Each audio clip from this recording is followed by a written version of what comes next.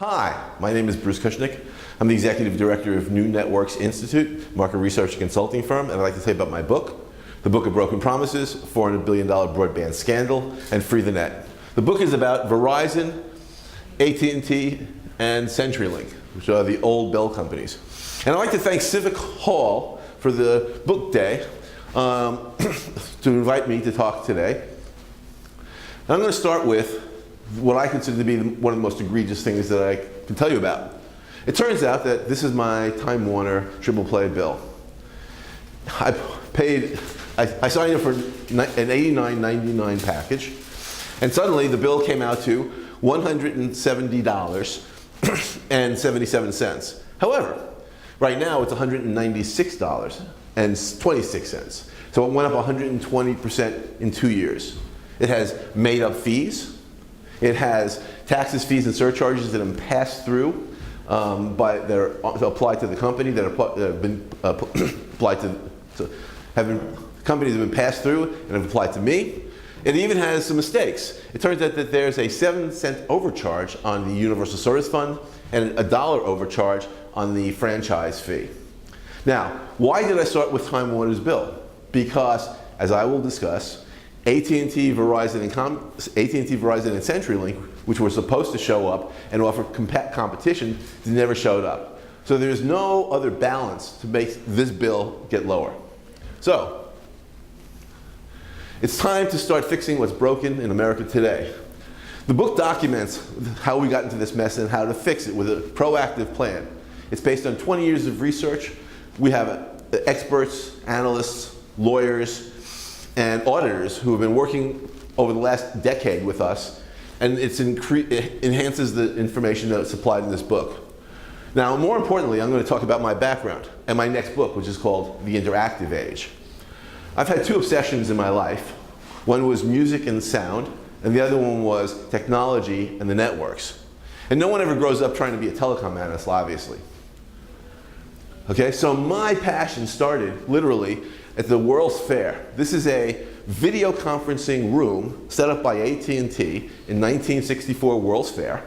It has fiber optics to run this, and they had actual screens where you could see other people in other booths. Now, we're 12 years old, a bunch of us who are going to Brooklyn Tech, who love technology, would run around to these other booths, and we'd press on all the buttons and start screaming and yelling and waving our hands and going, wow, this is really cool. And in 1964, the future was going to be here immediately, because at&t was going to bring everybody video phones. And this video phone, by the way, is from 1964. It never made its production, however. So, in 1972, I ended up going to MIT and working in the psychoacoustics lab. This is an anechoic chamber where there were soundproof rooms, where basically there were cones and it was totally silent. You could hear your heartbeat. And in the same lab was Amar Bose, who was teaching acoustics, and I took some classes with him on acoustics. And this was the computer system that ran everything. It was a PDP-8, Digital Equipment Corporation computer. It had 8K of memory, 8 kilobytes of memory, which now you have megabytes, you have gigabytes, and you have terabytes. But then these computers were run by tapes that were used. And so basically this was the technology also that brought us to the moon, because with 8K, supposedly you could say anything. Wristwatches are now much smarter than this whole setup. And the lab was located in Building 20, which happens to have been torn down, unfortunately. Down the hall was a speech synthesis experiment, which basically was to get computers to be able to talk. And then there was voice recognition, which is to get computers to listen.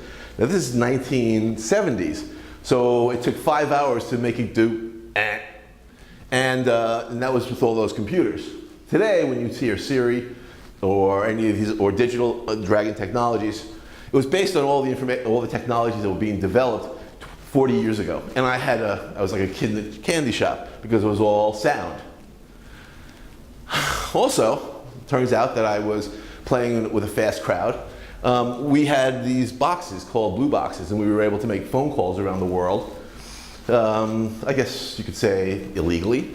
And you notice there's touch-tone service, touch-tone things here. Okay? This is 1972 about. And we were doing it with a guy named Wozniak who was there was a contest of who could design the best circuit boards for these boxes. However, in the dormitory at MIT, Bexley Hall, there was a banner that came across said, "Welcome the FBI." And what happened was Campus Patrol told everybody that the FBI was about to come to the dorm. It turns out that in the basement of this dormitory, there was all of the wiring for all of MIT's administration offices. So of course the kids took alligator clips to the wires, ran them up to the dorm room, so we had 14 phone lines going into a room, so we had 3 lines just for the bathroom. However, the interactive age really didn't start until Eddie Murphy showed up on Saturday Night Live saying, with Larry the Lobster, "I got a lobster in this hand. If you go out and call this 900 number, I will save Larry's life. You call this number, Larry's gonna be dinner, and I'm gonna have some good butter with it." 1.5 million people called within an hour, and it was the first major interactive programming in the United States. It was the start of the interactive age. Now, it turns out that my fascination with sound and music, by the way, I was going to Berklee College of Music at the time in Boston, the whole network was based on sound. So touchstones make sound. Rotary phones make sound. There was a little rotary dial, you wanted to dial 9, it would go around, the dial actually moved, and it would click 9 times. And it turns out that there was a tone that disconnected the overseas operator to give you the ability to go out and go wherever you wanted to. And it was a 2600 frequency. So the entire telephone network was based entirely on sound. Sound and technology and the networks sort of joined with how I ended up in this, doing what I'm doing. So let me explain what interactive voice is all about. The woman is not included in the service. It basically is a touch-tone service, touch-tone phone. It uses a digital recording. It had a database so that, for example, when you call your bank, it can look up your accounts. And it had the ability to switch the phone, route your call. So when you use voicemail, you can put in your code and you get the right voice. So where you go, press 1 for this, press 2 for that. Now it turns out that Ma Bell, at&t, controlled all of the wires in the United States, and also all the long distance calls. Ma Bell was a monopoly. However, in 1984, Ma Bell was going to be broken up. And they broke it up, they created 7 separate baby bells. Over here is Bell Atlantic, NYNEX, and California Pacific Telesis. The baby bells controlled a number of states, and they basically were their own fiefdom. They were monopolies over the wires. But my vision was that the addition of new technologies would change the way America communicated. Now there was no online service, there was no home computers, there was no digital recording, there was no touch-tone service out in the world in 1985. So, deciding to be less of a musician and more of an analyst, I show up at this place called Link Resources, and I say, I have all this data about this interactive stuff. And they went like, what are you talking about? Have we never heard any of this before? I said, well, I have all this information. They looked through it and said, all right, why don't we write a report?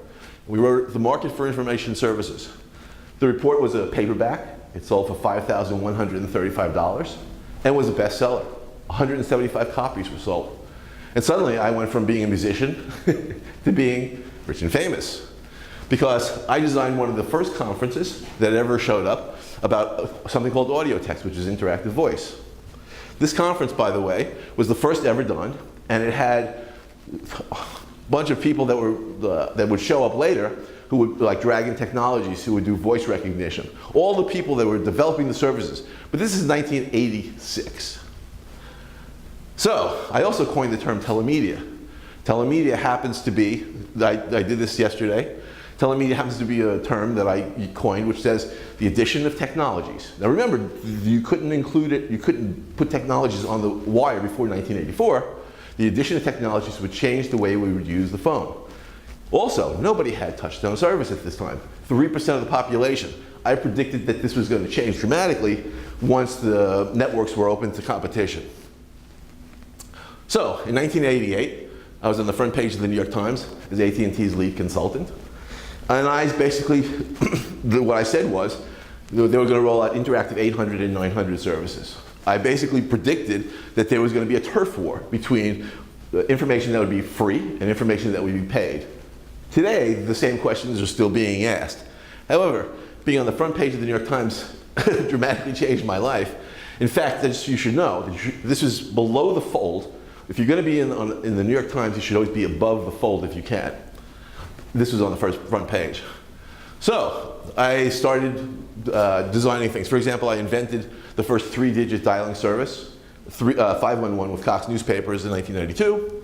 I also rolled out, wrote a report called Automatic Number Identification in 1986.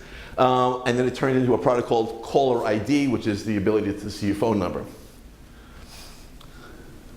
And I was a leading visionary in the telecommunications industry. This is Hong Kong, and I'm a keynote speaker. That's when I was younger.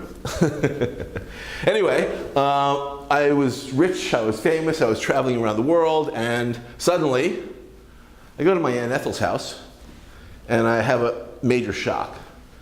This is not her rotary phone, but it looks like it. She had paid $1,000 for the rental of for a rotary phone. She had 2 phones.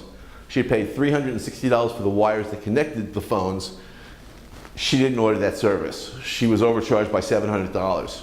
She was 87 years old, legally blind, living on a pension, and I said, how can my clients do this? Now, this was caused because the phone was deregulated. It cost $22 to create. It was written off when they broke up AT&T. But she was being charged something like $8 or $9 a month for the rotary phone. 25% of the seniors were still renting phones in 1993. So the other thing that happened was I was working on a project where I looked at the price of long distance service, long distance as a call between different states, and intrastate, a call within a state.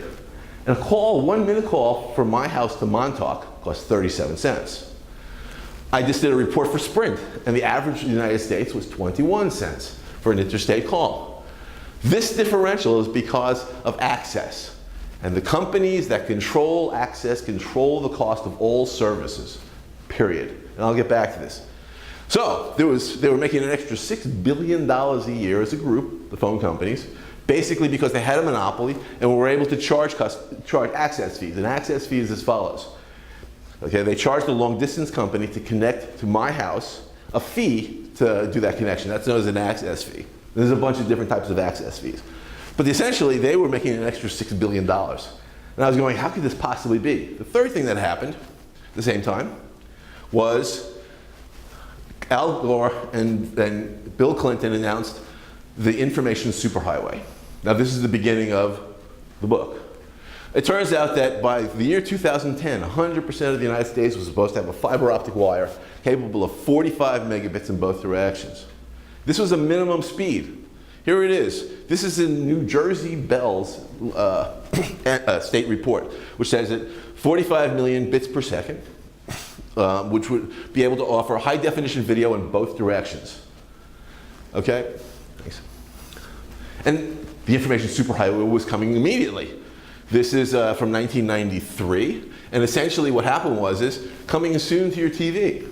The phone companies went state to state and said, we would like to go out and rewire the states if only you change the laws. This was known as video dial tone. The companies went to the FCC and said, we would, if you change the laws and let us offer video over the phone lines, we're going to roll out approximately 44 million lines by the year 2000.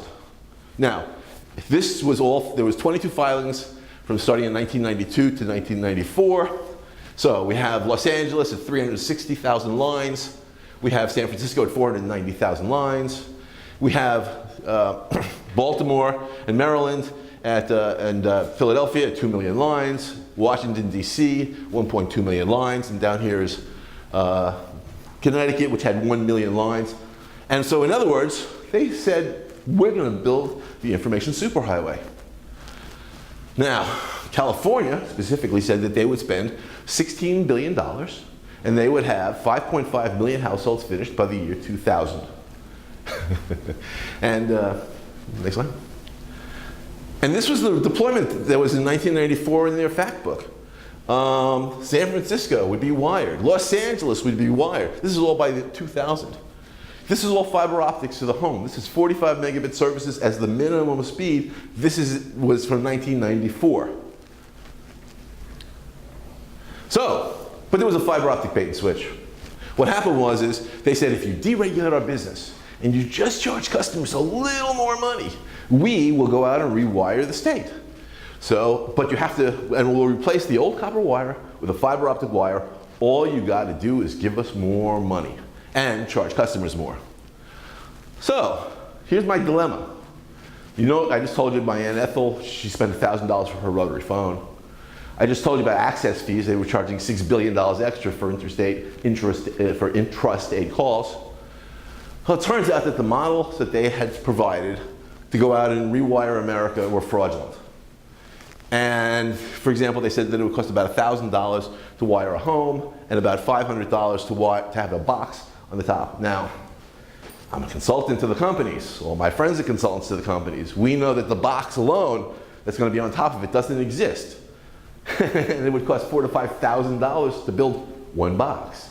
We knew that the wiring didn't exist, and they'd have to work out a whole bunch of problems, and it would cost $3,000 to $5,000 just to get the wiring to work with fiber optics. So here's my dilemma. I knew all this. All my friends were working on the projects. We all knew this. Unfortunately, I seem to have a conscience, so in 1992, I stood up at the National Press Club and said that there should be a second divestiture, that we should separate the companies from the wires, and I was called a phone bill fanatic by the Washington Times. My idea was simple. The companies that control access control the cost of all services and control who can use the wires. We needed to separate them, and so that anybody could use those wires that you, customers, were paying for.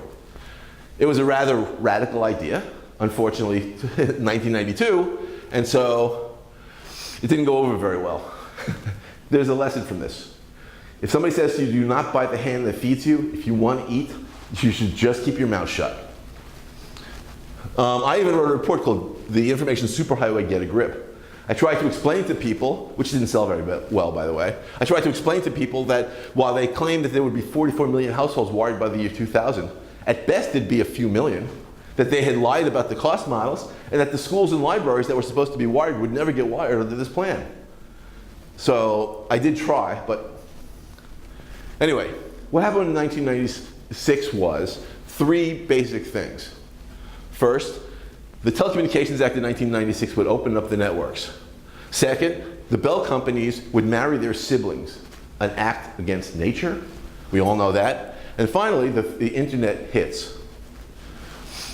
So I decided to write a book called The Unauthorized Bio of the Baby Bells with Dr. Bob Metcalf as wrote the foreword, who co-invented Ethernet. And I tried to explain to everybody all the stuff that was going to happen was not really going to happen, and that the regulators needed to wake up and go out and do something about this. And that was in 1998, by the way. The mergers were basically the mergers from hell. The companies essentially just gamed the system. So SBC in Texas merged with California and Pac Bell. First merger. Remember Pac Bell was supposed to spend $16 billion and have 5.5 million households? Nothing happened. SBC merged with SNET, Southern New England Telephone in Connecticut. They were supposed to have 1 million households by 2007. Ameritech merged with SBC. Ameritech had 5 states: Ohio, Indiana, Wisconsin, Michigan, and Illinois. Yeah, okay. And next slide. And what happened was the FCC under Michael Powell in 2002 created the fine print that said, if you have 3 customers, they're supposed to be in 30 cities. They said within the next 10 years, we'll be in 30 cities out of region and have 30 million households and 10 million small businesses. Except for this fine print that said, here, if you have 3 unaffiliated customers, you're done. 3, I can go downstairs, offer some free beer and sign up more people than have 3 customers who want, this is 3 customers in New York, 3 customers in Philadelphia, 3 customers in Baltimore, Salt Lake City. That's 900 customers where these people got multiple billions of dollars to do this. Now, of course, we filed a complaint about this, but it didn't really matter. This was the merger condition of the SBC Ameritech merger. It went through. Now, in 2004, Michael Powell decides to close the networks from all competitors. He basically, what he did was he said, you know, SBC, what I just told you about, is going to roll out 100 megabit services. And they've committed to have fiber to the home, the 300,000 lines, and Bell South would have 1 million customers. And so I'm suggesting that we close the networks from all competition that was opened in by the Telecom Act, and let these guys do the things. By removing the unbundling obligations, unbundling means the networks were open, unbundled, so that companies could get wholesale rates. Unfortunately, on the other side of it is they just closed all the networks. And here is what happened. Now, in 2001, there were 9,335 internet providers, small internet providers, offering service in the United States, handling over 50% of the United States traffic. And it started because the Telecommunications Act said, we're opening the networks, competitors can use the networks, and so it suddenly jumped. Michael Powell and the FCC showed up in 2001. They refused to enforce any of the laws. And essentially over here, by this time they closed the networks, they killed 7,000 companies. Now, this book, which was from 1998, had 4,800 different companies listed, about half of the ones that were out there. And there were over 300 internet providers in just New York City in the area code 212 in the year 2001. 300 internet providers offering services, competitive services. It was the small internet providers that brought America to the internet. It was not the large corporations. They handheld the customers, and therefore the internet grew. This was a killer job. The second thing that happened, I should say, about the Telecom Act is that at&t and MCI, the 2 largest competitors who were offering local and long distance service together, they had about 20% of the United States. MCI and at&t were no longer able to offer the service because they closed the networks. They were put up for sale. SBC bought at&t and then changed its name to at&t. And Verizon bought MCI. Now, I was still naive, and I ended up being on the FCC Consumer Advisory Committee. I thought, well, we could make a change if we were on the committee. And our specialty, I worked with Tom Allibone, who had an auditing firm. He's Legacy Bell. His father, his grandfather, his aunts, his uncles, his wife, and he all worked for the phone companies. And then he started doing audits.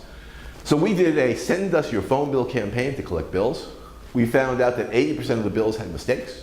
We found out that there were 180 different violations of the truth in billing laws.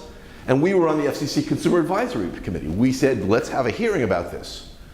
And we were not invited to speak at the hearing because the Wireless Association was asked to speak. The Phone Company Association was asked to speak, but we weren't. Now, you may not know this, but Verizon is the longest standing member of the FCC Consumer Advisory Committee. The Wireless Association is on the committee, and the committee was divided up by a third of it was the industry, a third of it was AstroTurf groups. This is a picture of real AstroTurf, meaning fake consumer groups, or they had money coming from at&t, Verizon, or the cable companies. So they were bought off. And a third of them were legitimate, but it didn't really matter. So we filed a complaint. We got the Washington Post to write a story, and essentially they never changed anything. So today, Verizon is still the longest standing member of the FCC Consumer Advisory Committee. Next slide. So I decided I had to out everybody. I was getting tired of this. This is my second book, 200 Billion Broadband Scandal. Now, it took me 5 years to convince the producers of Bill Moyers to create a show called The Net at Risk. And the book was featured, and I was featured on the show. The reason I wanted this show to happen was I thought national attention should be seen on this. Net neutrality was caused because the 7,000 ISPs that were killed off and the closing of the networks meant that these companies now had the vertical integration control. They controlled the local service, the long distance service, the broadband, the internet, and the cable service over the same wires. When the book came out, it's had 730,000 downloads. It didn't seem to make too much of a difference. Now, you're probably wondering, what about the cable companies? Everybody's, I started off with the cable companies. Well, in 1995, Comcast and Time Warner go to the FCC and say, we want to have something called the social contract. They say to the FCC, these guys are going to be rolling up broadband, internet, and upgrading their networks. We have to do this. So just raise the rates, $5. That's all, just $5 a month. And we'll go out and build the stuff. And the contract will expire in the year 2001. This is my Time Warner bill for 22 years. I went back and put it all in a database. They never, in 2001, when the contract ended, they never stopped the money. They also were supposed to wire all the schools. Comcast will also provide a free modem and free modem service to all schools within a year after Comcast starts offering service. And it's supposed to do the wiring basically at cost. I've never found any schools that were ever wired. Now, I know about this because there was a drunk woman who was a lawyer from, from the city of New York, and she basically was screaming about the social contract. I thought she was talking about Rousseau. I had no idea that it was a contract. So a couple of years ago, David Rosen and I did an article on the social contract for Alternet, and basically we tried to out these people and say, here's what's going on. However, it's still going on. They never lowered the rates. They keep collecting the money. So what happened was Time Warner has a 97% profit margin, 96% margin here, 97 in 2013 on high-speed internet. 97% profit margin on high-speed internet for Time Warner. Comcast has the same thing. And what they did was, it looks like, they took all the expenses and they put it into the cable side of the business, and then had all of the cash, the extra $5, by the way. There are 60 million customers. $5 times 60 million is a lot of money, $300 million a month coming in. And that's what we believe has caused this 97% profit margin. All the money just went directly into profits. Okay, so let me tell you a little about Jersey, because we did, in the book, I focus on just the story of one state. In 1993, the laws get changed in New Jersey. This is in state law. It says that we will have 45 megabit services. This is from 1993, and that we will be completely 100% wiring the state by the year 2010 with 45 megabit services. We estimate the customers were charged about $15 billion, including taxes, in just one state from 93 to 2013. Now, we did have a little success. The law was never changed. And basically in 2012, two small towns, Stowe Creek and Greenwich, in the middle of Jersey, stood up and said, excuse me, the law says we're entitled to 45 megabit services of fiber optic wire. What happened? The state didn't want to do it. Verizon didn't want to do it. They called us up. We wrote a report about it. And in 2014, we got the towns wired. In 2015, the state decided to go out and stop the agreement. Right now it's in court. The advocate's office is suing the state to try to continue to have it. So what I'm saying is, in the state of New Jersey, 100% of the state is supposed to have 45 megabit services. That's 100% of all customers. Right now, next slide. Okay. So this is what happened. This is pretty much in the United States. They all made promises to rewire the states. Boom, here it is. They didn't do anything until 2007. Then Verizon rolls out Fios, and then it stops here in 2012, leaving about 50% of the state not done. And here's a piece of scandal. This is from Verizon's 2001 annual report, infrastructure report. It says that in 2001, 55% of the state, it's over here, 55% of the state would have 45 megabit services completed. 55% of the state in 2001 was completed, here, right here. Do you think that the regulators would notice this stuff, but they didn't?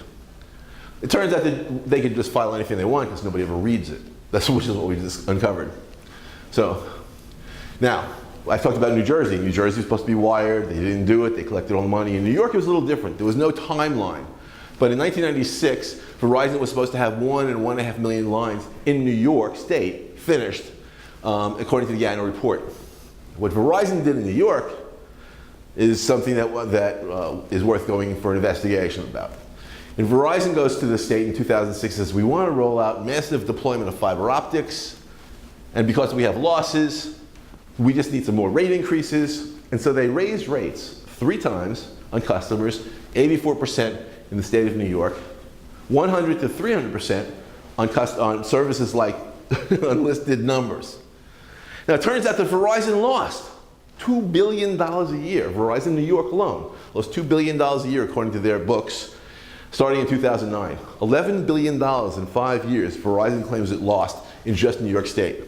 Customers paid $500 a line to do this upgrade in wiring.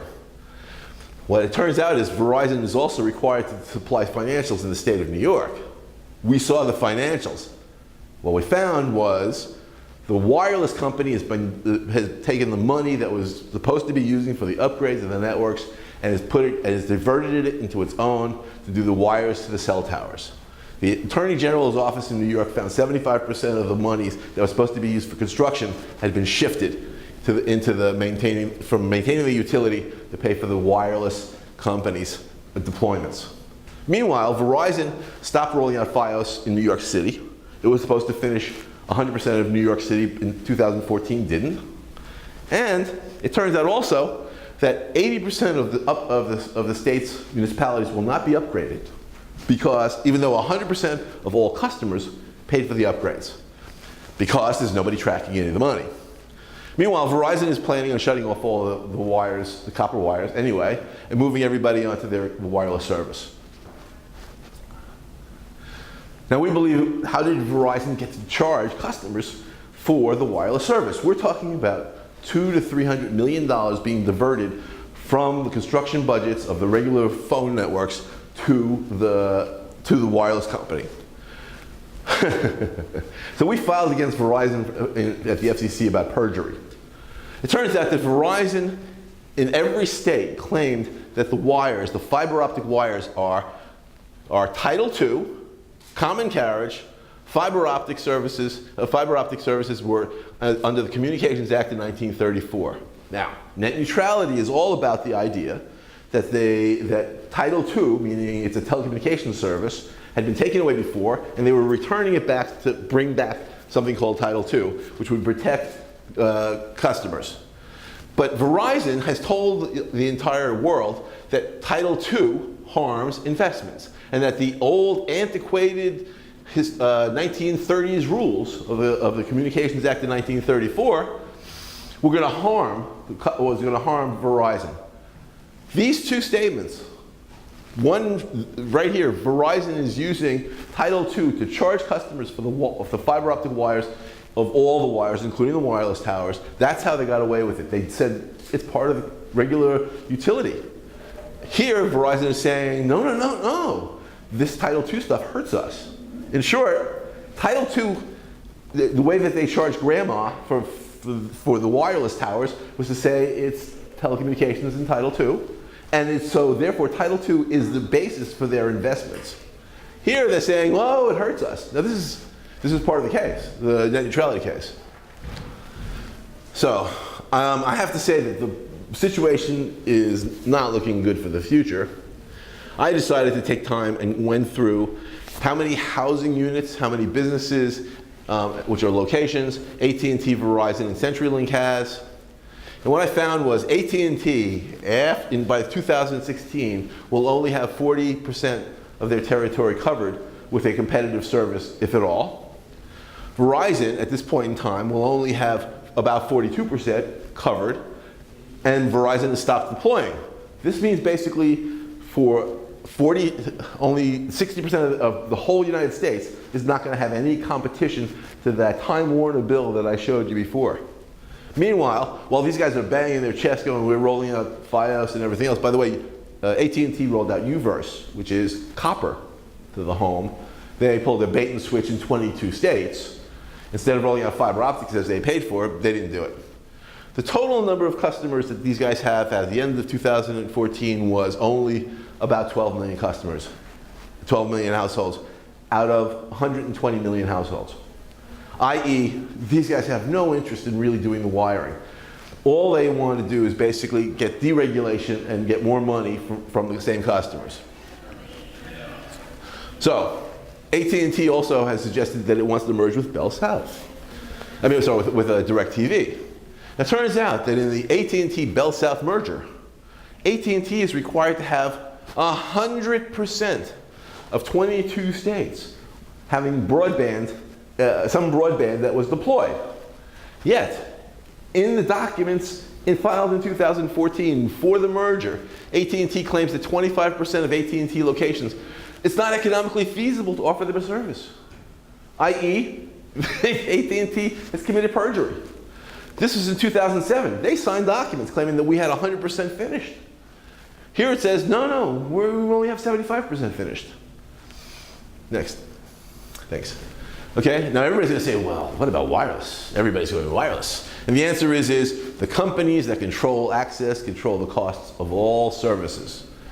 Almost all wireless, all hotspots, all Wi-Fi ends up attached to a wire. The companies that control the wires will control our destiny. And they're basically a monopoly at this point. They're a monopoly or a duopoly, depending which way you want to look at it. So, the book takes an aggressive end point, which says, this is ridiculous. We've been ripped off.